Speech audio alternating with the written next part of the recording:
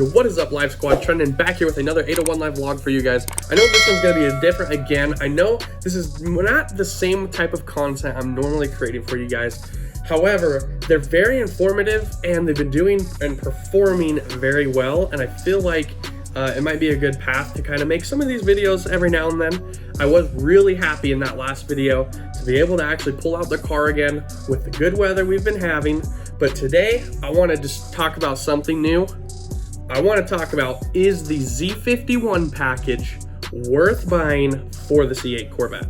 Now let's get straight into it. So in my comments this last video, I had a lot of people, or not a lot, but I've had a couple of comments here and there, because in my video I did state, you know, buy the Z51 package, it's worth it if you're going to be buying the car as it is, and you'll be a lot happier. But I'd like to get in more in depth and I just want to talk about it and give my more in-depth opinion as far as why I might say that, or some other people might say that. And I also would like to show why people say, you know, you probably don't necessarily need it depending on what you're doing. So here is what is included in the Z51 performance package for the C8 Corvette. The Corvette's Z51 package has been, performance package has been designed specifically to enable the new mid-engine sports car, supercar, whatever you want to call it, to run continuous track laps without overheating or losing brakes while efficiently going faster and you know, slowing down. Obviously it improves the handling and just the overall, if you're trying to go quickly or you're trying to race. It adds more effective cooling for the engine and for brakes and different suspension components, which is kind of crazy, and it's a lot that goes into it. Trust me, I know that. Stickier tires and aerodynamic aids that increase downforce. The cost of this is $5,000, and it can be paired with a couple different options as far as magnetic ride control or traction management system, just stuff like that. So it can be transferred with that, but the overall base package of the Z51 is going to cost you $5,000. First thing that is improved on the Z51 package, it has better tires.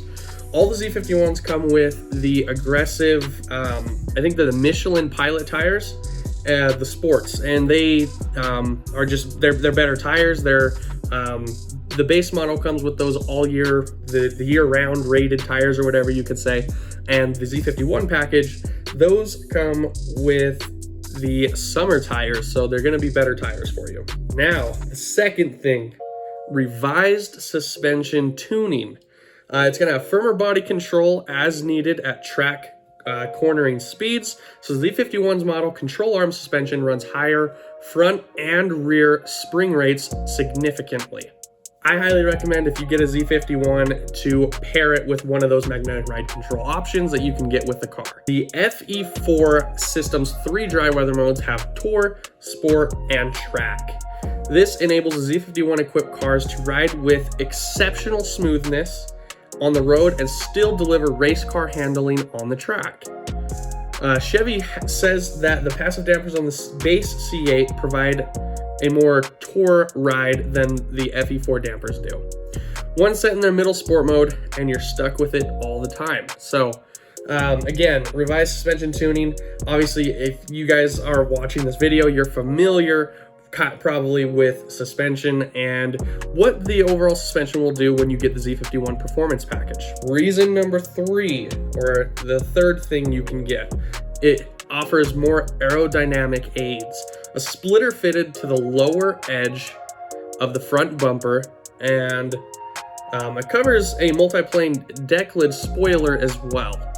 So it says that obviously, so with downforce and the high speed stability, it adds 400 pounds. However, that's only when you get to super high speeds, probably closer to 150 miles per hour or somewhere in that ballpark. So it's not really going to affect you until you're hitting more so on those top speeds and those really high speeds. It has small V-shaped deflectors under the nose, direct air around the front tires, and are specific to the Z51 package. 4, this is the fourth thing that you get with that, increased cooling capacity. Track driving works the engine harder and it gets hotter, that's common sense. So Chevrolet stuffs a third radiator into the air intake on the driver's side to increase the cooling capacity. It works with the 2 standard radiators located on either side of the nose. The Z51 is also equipped with a transmission cooler. The brakes get additional thermal protection as well, built-in ducting in the nose, cone funnels, and it funnels air to the front brakes. A pair of rear under-car brake scoops is included with each Z51. They must be attached to the rear lower control arms by the dealer or owner to route air to the rear brakes. So, basically all that's saying is the increased cooling capacity is going to offer cooling to the engine, the transmission, the brakes, and overall it's just going to keep the car kind of running the best it honestly can. Overall, I mean, even if without track, if you're tracking it or without track, that's a big plus in itself. Okay, we're going to get on to the next one. Bigger brakes. For more consistent racetrack braking performance, the Z51 is equipped with larger brake rotors compared with the base C8.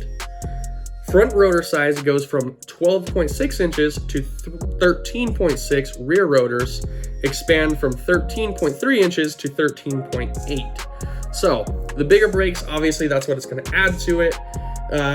One of the other things that is also included is a shorter final drive ratio. Chevrolet fits the Z51 with a shorter final drive ratio to improve acceleration. So as you know, I believe the base C8s, I'm not saying this is a huge difference, especially when you're probably going to be daily driving it unless you're actually choosing to track it and that's what you do. The base C8s, obviously, I think their 0 to 60 is 2.9 seconds, I want to say. And I believe if you add the Z51 package, you can get to 0 to 60 in 2.8 seconds. Anyway, but the base C8s, they get a 4.89 to 1 final ratio, whereas the Z51 is fitted with a 5.17 to 1. So, overall, I mean, it's obviously going to be quicker. I mean, that's why it's the performance package. Here's another one, electronic limited slip differential. Corvette Z51s benefit from an electronically controlled limited slip differential that's at work even when the stability control system is fully disabled. So that's pretty cool to know. I'm still new to the Corvette, so I'm learning as I go and trying to just figure out exactly what all of these things mean. Basically, you know, it's going to help no matter what you're doing with turning and whatnot, especially when you're taking sharp turns. So obviously, again, that is going to add performance traction, especially if you want to add any of those selective ride controls if you choose to pair it with your Z51. Well, the Z51 package includes a dual mode exhaust which bumps horsepower from 490 to 495, and it upgrades the torque from 465 pound-feet to 470. So obviously those are small gains, but any increase in power is going to adapt and its handling is going to be net positive. So it's kind of self-explanatory when you think about it. I mean, I know it's small, it's not anything crazy, but anything is still going to be better technically, you know, than the base model. I think I'd like to just kind of give my overall opinions on that. So as you can probably tell, I have kind of like a document that I've kind of written down everything just so I didn't forget, because it offers a lot of different things that I think are really cool. As far as the physical looks go, I think that front splitter is just awesome. Even just for protection in general. I know it's the car's low as it is, but with that front part, I do think that it could help potentially block rocks from hitting. I know, you just need to get a clear bra as it is, but it can help deflect rocks. Or if you have someone that's driving and they don't really know what they're doing and they somehow get a little bit too close to something, hopefully they can just hit the plastic rather than actually hitting the car, the metal, and the paint. That way it goes from, maybe a $2,000 fix compared to a $7,000 fix if you have to redo some stuff. Obviously that gets added. And then the rear spoiler, I know you can add factory spoilers for a certain price. I want to say it's around $895, maybe $900. But I do like the Z51 because it matches the body lines. The high end on not the 2023 versions, but I think 20, 21, and 22, all of those, they have a high wing, but it's just flat. The new ones, they're high wings, but it goes with the body lines again. So I think in my opinion, the Z51 the Z51 spoiler that it adds with the front splitter looks really sleek, and I think it's personally a must-have. I think they look kind of not necessarily bad, but they look different when you don't have the spoiler, and the front splitter obviously just makes it look more aggressive. As far as, do you actually need this package? So I kind of want to just talk about it. For $5,000, you can add all of that to your car. As you guys know, the prices of these cars are just going up because of supply and demand. So I think personally, I mean, the 5,000 isn't, at least in my opinion, really going to affect a whole lot depending on, you know, kind of where you're sitting. But if you plan to literally just keep this in the garage, you never want to get on it, or you never have the, you know, maybe one day I'll get to it, or maybe one day I'd like to track it, just push it to its limits and see how it can do. Overall, I mean, I guess you can just buy the base C8, and I get that, and that's totally fine. And a lot of people are actually saying they would prefer to do that, just because why are you going to spend the $5,000 if you're never going to do anything with that performance? So again, like people like myself, there's people out there, I don't know how much I'll use the performance, but it's just good to know it's there if I ever did want to. And overall, like especially with the cooling system, I just think that's just going to make the car last a little bit longer as it is. So overall, that Z51 package, it's going to add the Z51 performance brakes, the Z51 performance suspension, and the performance exhaust, performance rear axle ratio, which we talked about, the Z51 front splitter and rear spoiler, obviously the Michelin Pilot sport tires that are summer only, and heavy duty cooling system. The heavy duty cooling system is, in my opinion, a big thing that as to why I like the Z51 package. I can totally understand why someone would say no, why people say yes. I mean, I say yes, but at the same time, I also say no. I mean, if you're not really going to use it, then just go with the base. But if you do want to have just a little extra, I mean, it's not going to hurt the car, obviously. So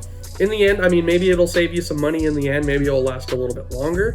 And if you ever had the urge, you want to go take it out, you can. So that's just my personal opinion. I guess you guys have to let me know in the comments down below, what do you guys think as far as with this car and what you think it is. Overall, I'm going to do one last answer. I'm going to say personally, yes, the Z51 package is definitely worth the money and definitely worth it overall. So that's just my personal opinion. Again, let me know in the comments below, but I think that's it. Just like that, this video is over and we're out.